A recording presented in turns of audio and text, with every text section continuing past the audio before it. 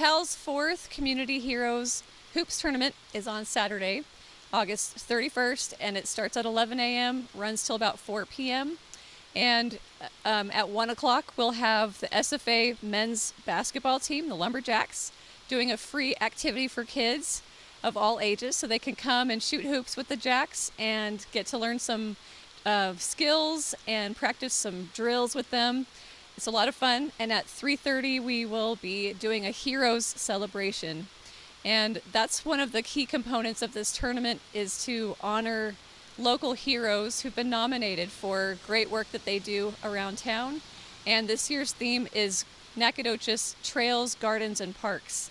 And so we're honoring and highlighting people who've helped develop the trails, who've expanded gardens and promoted them, and then especially improving our city parks.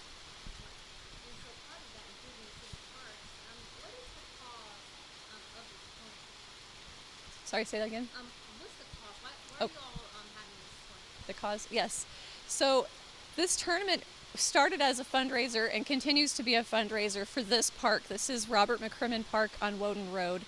And as you can see, the equipment is from the 1960s. There's very little left. And so it's not a big draw for children to come out and play here, especially when they're not in school and they have time on their hands. So what we're going to be able to do, and also because the city bond passed this year, a significant amount of money was designated for this park. So we'll be able to have a new playground for the children, and the funds that we've raised is contributing to that, to have new shade structures and places to sit for adults. And it's just going to make this park so much more user-friendly and so much more accessible. There are a lot of children who live within walking distance. By definition, this is a neighborhood park, and so that means it's in a neighborhood. And so it's very important that children who live right around it can have somewhere to go and be outside and get off screens and be healthy and interact together. Are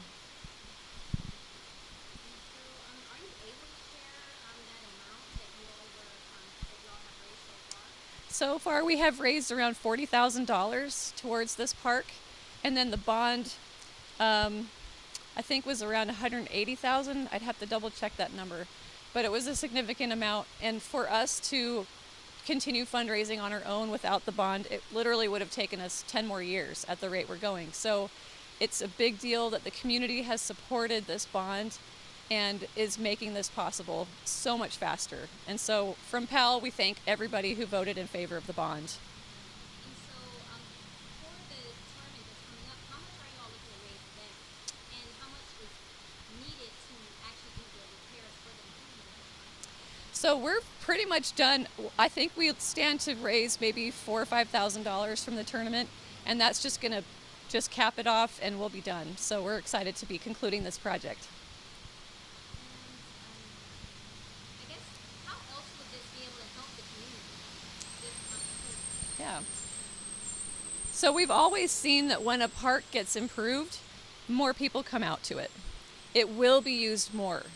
And so that's a very important point to make, that people need to realize, parks often are seen as like a low priority. They're not a big deal. They're not as important as other infrastructure elements, which, yes, I can see that being made, but at the same time, mental health, emotional well-being, community coming together is also incredibly important. You see crime rates go down when there's more connection in a community. And so for kids to feel like they're important enough to have a new playground put in their own neighborhood, it sends a strong message that they're valued and cared about. And so is there anything else specific that you would like to list off what you all would need for the improvements of the park? Yes, we're looking specifically at a nice big playground that has all abilities and skills, can be challenging for kids of different ages and be something to really draw them out and want to keep coming back. So we also do need seating and covered shade areas for adults and families to gather. I know this park is also used for community events. NAACP often has events here. So that's just going to enhance that draw to get people to come together and have that social interaction that's so important. And what has the community feedback been so far regarding the park's improvement that you all have been doing? We've had a lot of support, and I know especially for families that live near here, they're really excited about it, and they've expressed how this means a lot. Several people have said, who are middle-aged, they grew up coming here to play after school or for school picnics, and to not see any improvement their entire lifetime has been kind of demoralizing. And so to see finally some updates are coming is a big boost. And so when do people expect to possibly, if you know it's rough range of when the parks can be started to be working? Yes, so the city council is already starting to address this park. In the very near future, they're going to start voting on the needs that need to be met. And so from what I understand, it could be next summer, as soon as next summer, that we could see a new structure here. And then as for the tournament, it is free. Is there anything else you'd like to add about that I missed? Yeah, so the tournament is free admission. Everyone is invited and welcome to come and cheer on these teams. What's really also very special about this tournament is that it gives just local guys who love to play basketball and do, the Sunday afternoon pickup games, they get to be on a team.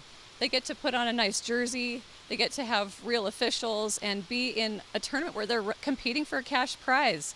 So it's a big deal for them. They love it. We have had quite a few guys that come back and play every year, and they're proud of that they've been here every year. We're grateful to have amazing sponsorship from E-Tech and Raising Cane's and Chili's. They've been there every year for us, and that means a lot.